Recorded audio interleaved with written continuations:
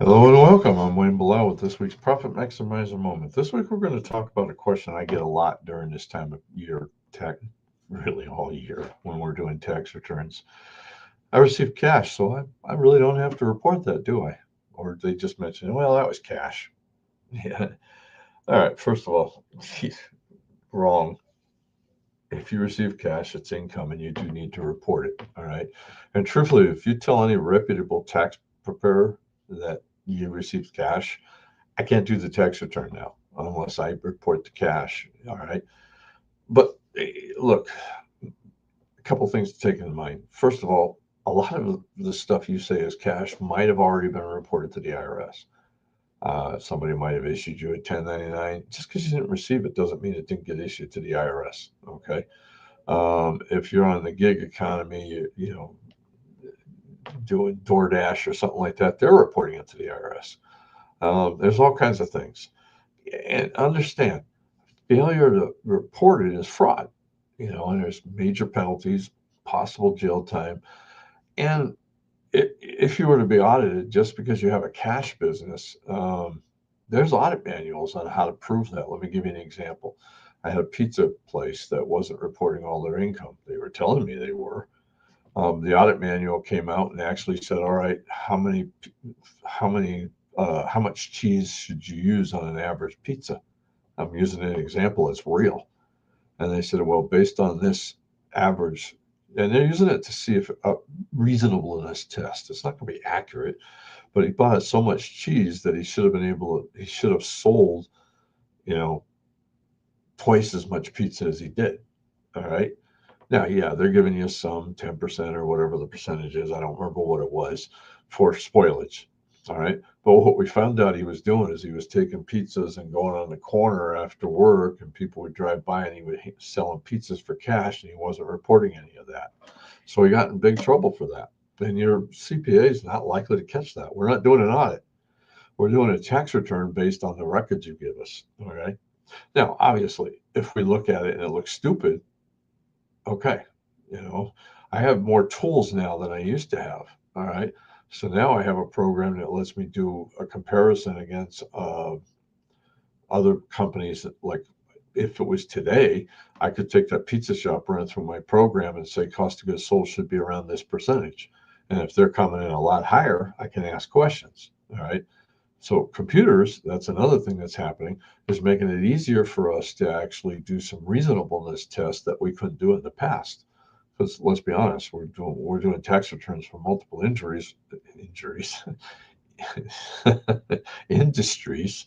All right. So it's much harder. We're not going to know all the ins and outs. All right. Especially if the client's not telling us the truth.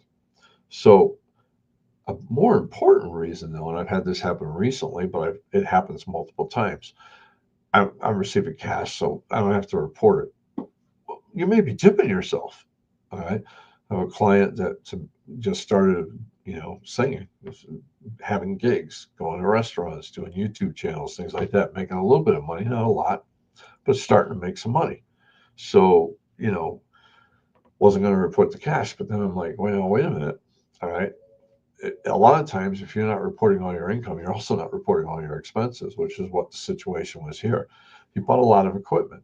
He's taken, now that he had a business that he's really started, he's got personal equipment that he's converting into business use that I get to take and depreciate. All right. He's got mileage. They have, which, as long as he tracks his mileage, he can take it. He's got some travel, his internet, because he's posting YouTube channels. All right.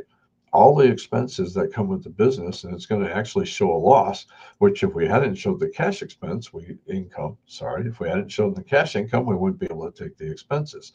Like in everything, income, as a general rule of thumb, you can assume all income you receive is taxable. You can also assume that nothing you buy, nothing for the business is deductible unless I can point to some place in the code that says it's deductible and I can document it and prove it. All right. So another thing that happens too is sometimes showing a little bit of income helps my earned income credit if my income is low. All right. I've had situations like that where, hey, let's put the income in because now it increases your earned income credit that you have to have earned income to have. All right. So there's a lot of situations in there where, first of all, it's against the law not to record it, and you can get in trouble. And like I said, the IRS has ways to. It's probably been reported, and if you were audited, they have audit manuals that tell them how to audit cash businesses.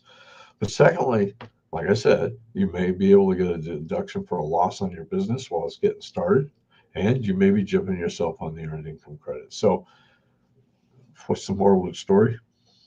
Pigs get fat, hogs get slaughtered. You can be a little bit of a pig. Don't be a hog. Report your income. Do it right. Be legal. Understand. Another thing that comes up, and I'm going to throw this in as an extra, is the idea that, well, I don't want to make more money because if I make more money, I got to pay it in taxes. What?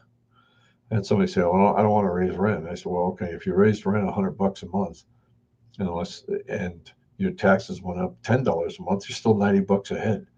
It's the same thing. You're much better off doing decisions, not worrying about taxes, doing them right so you can sleep at night and not worry about it.